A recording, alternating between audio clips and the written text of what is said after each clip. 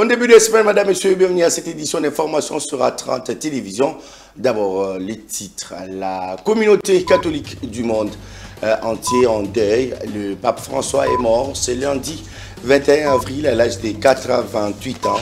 Le souverain pontife est apparu en public pour la dernière fois dimanche lors de la célébration de Pâques à la place Saint-Pierre de Vatican.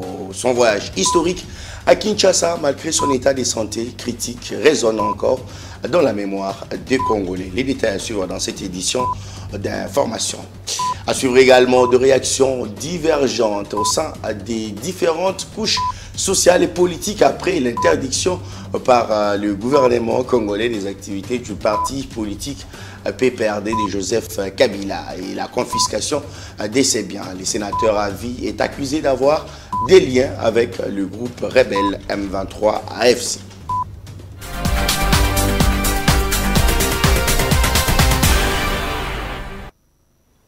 Bonsoir. Le chrétien du monde en général et catholique en particulier sont en deuil. Le pape François s'est éteint à 88 ans. Le souverain pontife s'en est allé après des mois marqués par des maladies. Il laisse derrière lui un pontificat marqué par son combat pour le pauvre et son amour inconditionnel pour l'Afrique, notamment la République démocratique du Congo. En 2023, son voyage historique à Kinshasa avait galvanisé une nation avec un message fort, amour, paix et l'unité pour un Congo fort et prospère.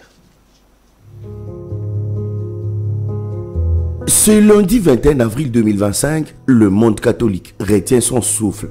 Le Vatican vient d'annoncer la disparition du pape François à l'âge de 88 ans. Un départ qui résonne comme un coup de tonnerre un jour seulement après Pâques, alors qu'il avait tenu, malgré la fatigue, à bénir une dernière fois la foule. Homme d'épée, défenseur de pauvres, voix des sans-voix, il laisse derrière lui un pontificat marqué par son engagement sans faille pour l'Afrique et particulièrement pour la République démocratique du Congo, ce pays qu'il chérissait tant. Jusqu'au bout, il aurait résisté.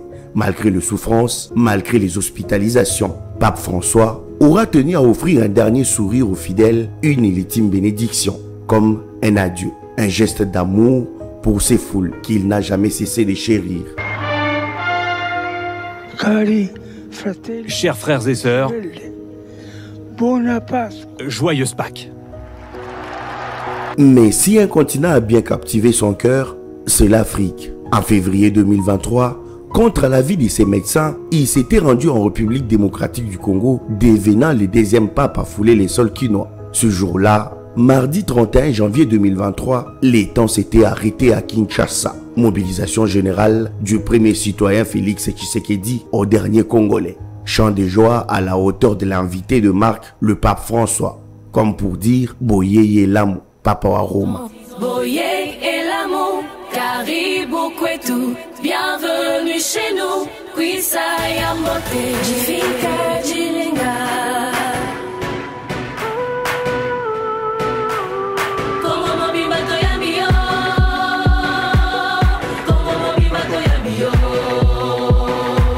Devant plus de 80 000 jeunes réunis au stade des Martyrs, le pape François a lancé un message d'unité. De la vengeance et de la colère. Ne vous laissez pas fasciner par des faux paradis égoïstes construits sur les apparences, l'argent facile ou sur une religiosité déformée. Stai attenti. Aujourd'hui, alors que la RDC tremble sous les assauts de la guerre, sa voix manque déjà. Cette voix qui tonnait contre l'indifférence du monde. Cette voix qui suppliait cesser d'étouffer ces continents. Mais ce pays et ce continent méritent d'être respectés et écoutés. Ils méritent espace et attention. Retirez vos mains de la République démocratique de Congo. Retirez vos mains de l'Afrique.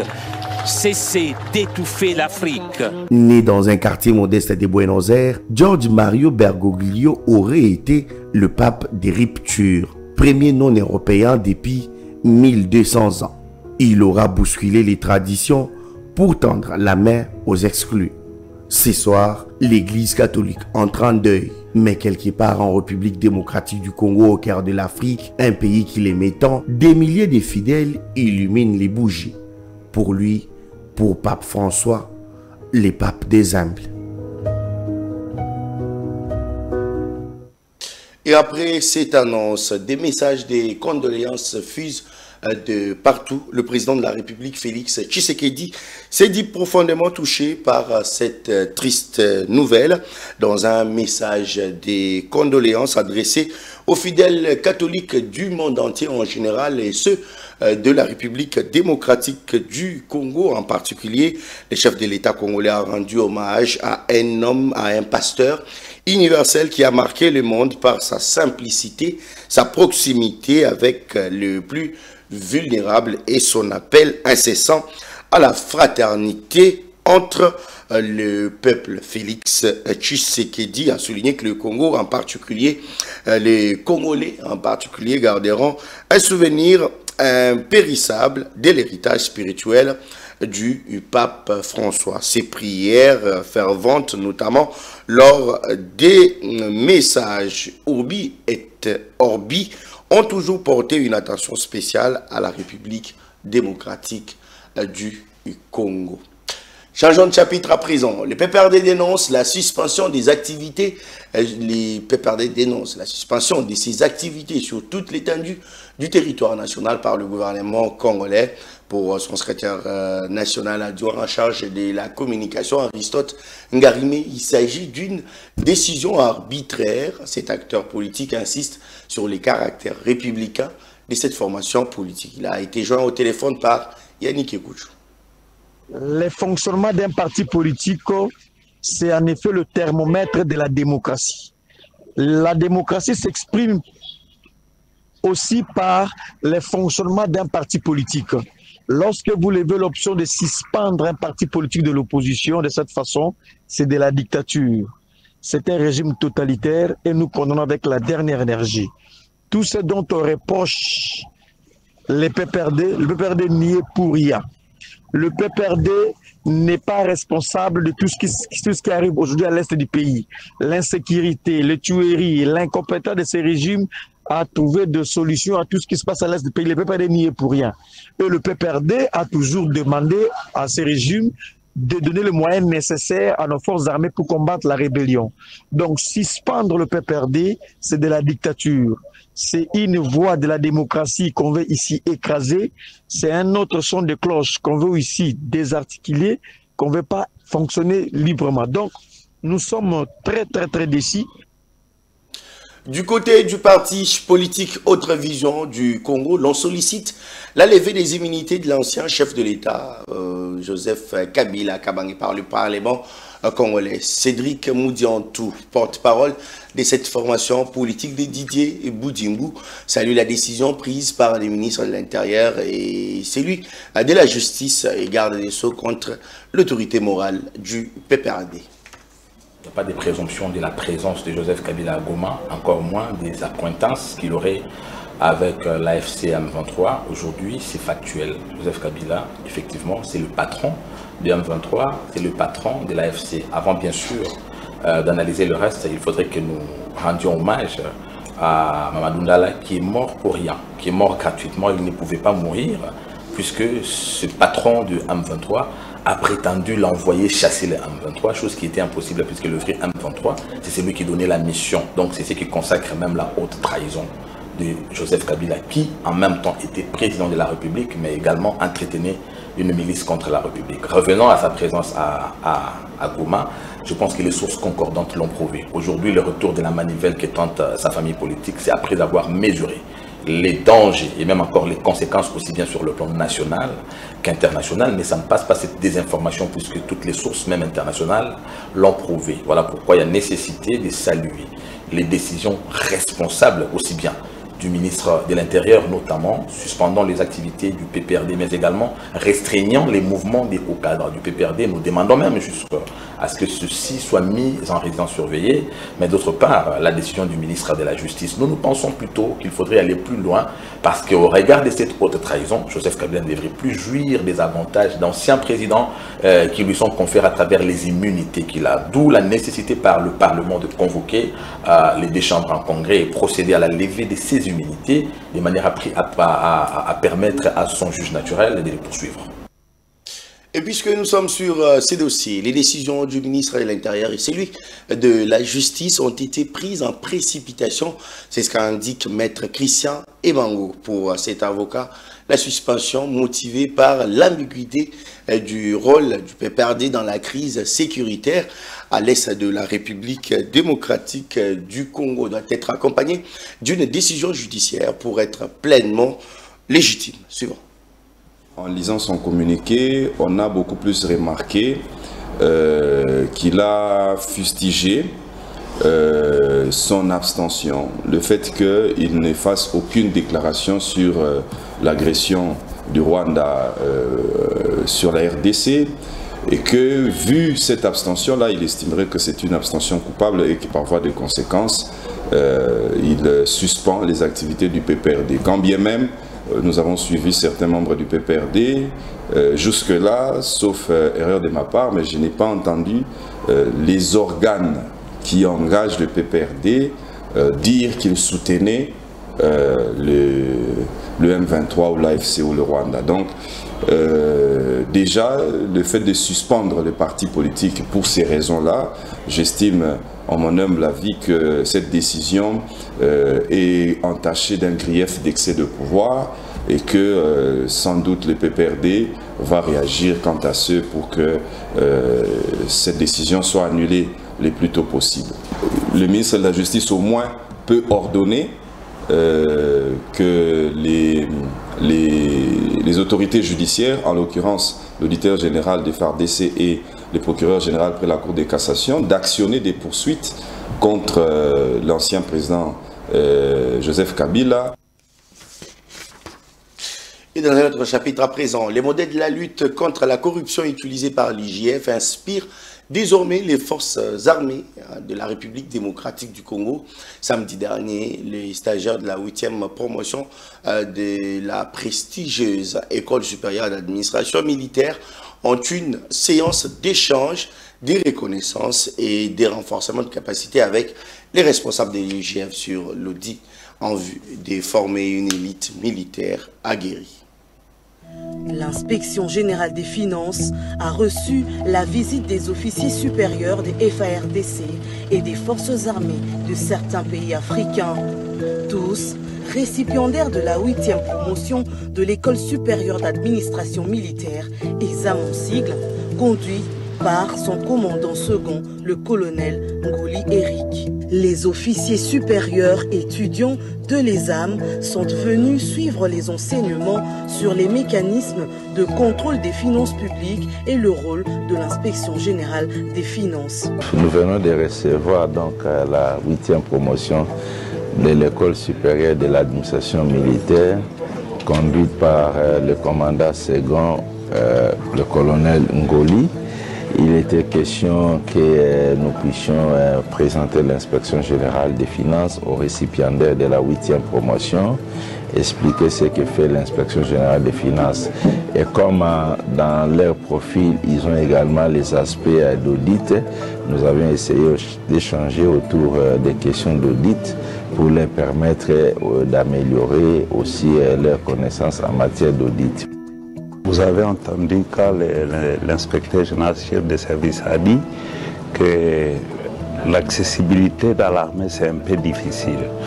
Mais comme les armes forment aussi les gènes des inspecteurs généraux, si on peut les appeler ainsi, c'est pourquoi nous devrions venir ici pour acquérir de leur expérience, pour connaître, comprendre ce qu'il faut pour qu'un jour, si la promotion qui est en cours terminée, pour qu'ils se comportent comme les aînés.